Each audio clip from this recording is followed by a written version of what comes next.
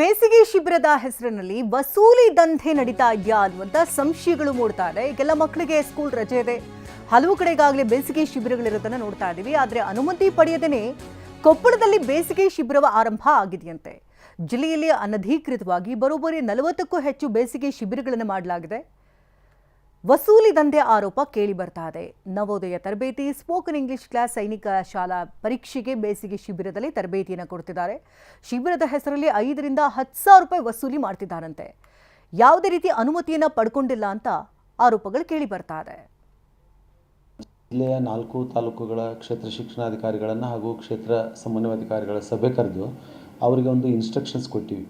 ಎಲ್ಲೆಲ್ಲಿ ಈಗ ಬೇಸಿಗೆ ಶಿಬಿರಗಳು ಯಾವುದೇ ಅನುಮತಿಯನ್ನು ಪಡೆಯಲಾರ್ದಂಗೆ ಪ್ರಾರಂಭ ಆಗಿರ್ತಕ್ಕಂಥದ್ದು ಅಂತ ಏನು ಮಾಹಿತಿ ಐತಿ ಅದನ್ನು ಸಂಬಂಧಪಟ್ಟಂಥ ಕ್ಲಸ್ಟರ್ ವ್ಯಾಪ್ತಿಯ CRP ಅವರು, BRP ಮತ್ತು EC ಅವರವರು, BO ಮತ್ತು BRC ಅವರು ಅಂಥ ಬೇಸಿಗೆ ಶಿಬಿರದ ಕೇಂದ್ರಗಳಿಗೆ ಭೇಟಿ ಮಾಡಿ ಅಲ್ಲಿರ್ತಕ್ಕಂಥ ಮೂಲಭೂತ ಸೌಲಭ್ಯಗಳು, ಅದರ ಜೊತೆಗೆ ಅಲ್ಲಿರ್ತಕ್ಕಂಥ ಕೌಶಲ್ಯ ಸ್ಕಿಲ್ಡ್ ಟ್ರೈನರ್ಸ್ ಬಗ್ಗೆ ಮತ್ತು ಅಲ್ಲಿರ್ತಕ್ಕಂಥ ಏನು ಕ್ವಾಲಿಫೈಡ್ ವಿದ್ಯಾರ್ಥಿಗಳಂಥ ಶಿಕ್ಷಕರು ಅಂತ ಕರಿತೀವಿ, ಅಂಥ ವಿದ್ಯಾರ್ಥಿಗಳ ಶಿಕ್ಷಕರು ಇರ್ತಕ್ಕಂಥದ್ದು ಮತ್ತು ಮಕ್ಕಳ ಸುರಕ್ಷತೆಗೆ ಸಂಬಂಧಪಟ್ಟಂಥ ಅಂಶಗಳನ್ನು ಅಳವಡಿಸ್ಕೊಂಡಿರ್ತಕ್ಕಂಥದ್ದನ್ನು ಪರಿಶೀಲನೆ ಮಾಡಬೇಕು. ಜೊತೆಗೆ ಅವರು ಯಾರ ಅನುಮತಿಯನ್ನು ಪಡ್ಕೊಂಡು ಈ ಬೇಸಿಗೆ ಶಿಬಿರಗಳನ್ನು ಪ್ರಾರಂಭ ಮಾಡ್ತಾರೆ ಅನ್ನೋ ಪರಿಶೀಲನೆ ಮಾಡಿದ ನಂತರ ಯಾವುದೇ ಅನುಮತಿ ಇಲ್ಲ, ಸ್ಥಳೀಯ ಸಂಸ್ಥೆಗಳ ಅನುಮತಿನೂ ಪಡ್ಕೊಂಡಿಲ್ಲ ಅನ್ನೋದು ಇತ್ತಂತಂತಂದರೆ ಅದಕ್ಕೆ ಸಂಬಂಧಪಟ್ಟಂಥ ಏನು ಬೇಸಿಗೆ ಶಿಬಿರವನ್ನು ನಡೆಸ್ತಕ್ಕಂಥ ಮುಖ್ಯಸ್ಥರದರ ಆ ಮುಖ್ಯಸ್ಥರಿಗೆ ನೋಟಿಸ್ ಕೊಟ್ಟು ಅವುಗಳನ್ನು ಯಾವ ಪ್ರಾಧಿಕಾರ ಅನುಮತಿ ಕೊಡಬೇಕು ಆ ಪ್ರಾಧಿಕಾರದಿಂದ ಅನುಮತಿಯನ್ನು ಪಡ್ಕೊಂಡೇ ಪ್ರಾರಂಭ ಮಾಡಬೇಕು ಅಂತಂತಂದು ಇನ್ಸ್ಟ್ರಕ್ಷನ್ಸ್ ಕೊಟ್ಟಿರೋದು.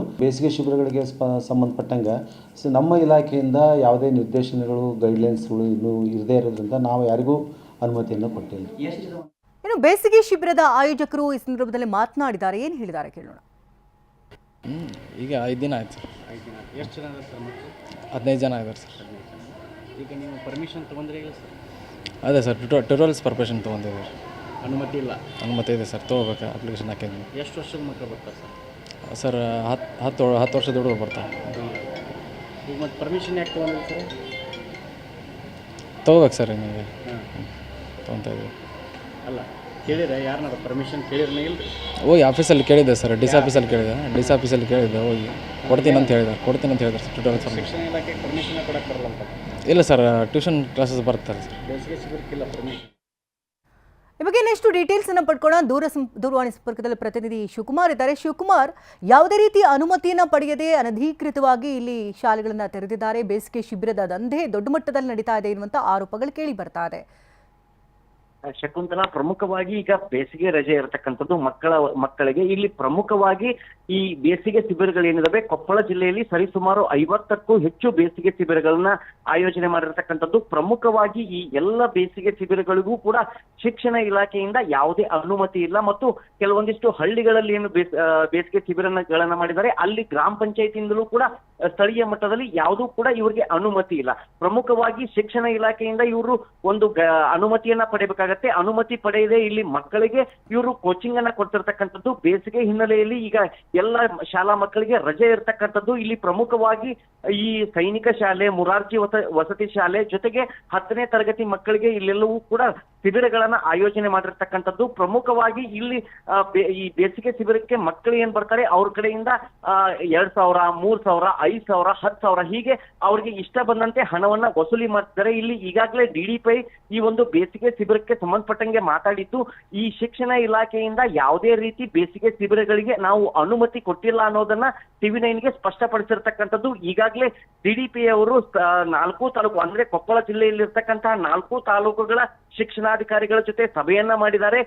ಜಿಲ್ಲೆಯಲ್ಲಿ ಎಷ್ಟು ಬೇಸಿಗೆ ಶಿಬಿರಗಳಿವೆ ಅಲ್ಲಿ ಎಲ್ಲವೂ ಕೂಡ ನೀವು ಹೋಗಿ ವಿಸಿಟ್ ಮಾಡಬೇಕು, ಅವರು ಯಾರಿಂದ ಅನುಮತಿ ಪಡೆದಿದ್ದಾರೆ ಅನ್ನೋದನ್ನ ಪರಿಶೀಲನೆ ಮಾಡ್ಬೇಕಂತ ಹೇಳಿದ್ದಾರೆ. ಆದ್ರೆ ಇದುವರೆಗೂ ಕ್ಷೇತ್ರ ಶಿಕ್ಷಣಾಧಿಕಾರಿಗಳು ಕೊಪ್ಪಳ ಇರಬಹುದು, ಗಂಗಾವತಿ ಇರಬಹುದು, ಯಲಬುರ್ಗಾ ಇರಬಹುದು ಮತ್ತು ಕುಷ್ಟಗಿ ಇರಬಹುದು, ಈ 4 ತಾಲೂಕಿನ ಕ್ಷೇತ್ರ ಶಿಕ್ಷಣಾಧಿಕಾರಿಗಳು ಈ ಕೋಚಿಂಗ್ ಸೆಂಟರ್ಗೆ ವಿಸಿಟ್ ಮಾಡುವಂತಹ ಕೆಲಸವನ್ನ ಮಾಡಿಲ್ಲ. ಇಲ್ಲಿ ಪ್ರಮುಖವಾಗಿ 3, 4 ಮತ್ತು 5ನೇ ತರಗತಿಯ ಮಕ್ಕಳಿರ್ತಾರೆ. ಅಲ್ಲಿ ಅಕಸ್ಮಾತ್ ಮಕ್ಕಳಿಗೆ ಏನಾದ್ರೂ ಆದ್ರೆ ಇದಕ್ಕೆ ಅದಕ್ಕೆ ಜವಾಬ್ದಾರಿ ಯಾರು? ಮೊದಲೇ ಅವೆಲ್ಲವೂ ಕೂಡ ಇಲ್ಲಿಗಲ್ ಇರ್ತಕ್ಕಂಥದ್ದು. ಮಕ್ಕಳಿಗೆ ಅಲ್ಲಿ ಏನಾದ್ರೂ ಸಮಸ್ಯೆ ಆದ್ರೆ ಯಾರು ಹೊಣೆ ಅನ್ನೋದು ಇಲ್ಲಿರ್ತಕ್ಕಂತ ಸದ್ಯದ ಪ್ರಶ್ನೆ ಆಗಿರ್ತಕ್ಕಂಥದ್ದು. DDP ಅವರು ಸ್ಪಷ್ಟವಾಗಿ ಹೇಳಿರ್ತಕ್ಕಂಥದ್ದು, ಜಿಲ್ಲೆಯಲ್ಲಿ ಯಾವುದೇ ಬೇಸಿಗೆ ಶಿಬಿರಗಳಿಗೆ ನಾವು ಅನುಮತಿಯನ್ನ ಕೊಟ್ಟಿಲ್ಲ, ಜೊತೆಗೆ ಶಿಕ್ಷಣ ಇಲಾಖೆಯಿಂದ ಅಲ್ಲಿ ಅನುಮತಿಯನ್ನ ಕೊಡೋದಕ್ಕೆ ಬರೋದಿಲ್ಲ ಅಂತ ಹೇಳಿದ್ದಾರೆ. ಕ್ಷೇತ್ರ ಶಿಕ್ಷಣಾಧಿಕಾರಿಗಳು ಮತ್ತು BRPಗಳೇನಿರ್ತಾರೆ ಅವರಿಗೆ ಈಗಾಗಲೇ DDP ಅವರು ಸೂಚನೆ ಕೊಟ್ಟಿದ್ರು ಕೂಡ BEOಗಳು ಮತ್ತು BRPಗಳು ಇದುವರೆಗೂ ಕೂಡ ಒಂದು ಕೋಚಿಂಗ್ ಸೆಂಟರ್ಗಳಿಗೆ ಹೋಗಿ ವಿಸಿಟ್ ಅನ್ನ ಮಾಡಿಲ್ಲ. ಜೊತೆಗೆ ಅಲ್ಲಿ ಯಾವ ರೀತಿ ಅವರು ಮಕ್ಕಳಿಗೆ ಮುಂಜಾಗ್ರತೆಯನ್ನ ವಹಿಸಿಕೊಂಡಿದ್ದಾರೆ, ಜೊತೆಗೆ ಅಲ್ಲಿ ಆದಷ್ಟು ಬೇಗ ಸೂಕ್ತ ಕ್ರಮಗಳನ್ನ ತೆಗೆದುಕೊಳ್ಳಿ ಶಿವಕುಮಾರ್. ಧನ್ಯವಾದ ತಮ್ಮೆಲ್ಲ ಡೀಟೇಲ್ಸ್ಗಾಗಿ.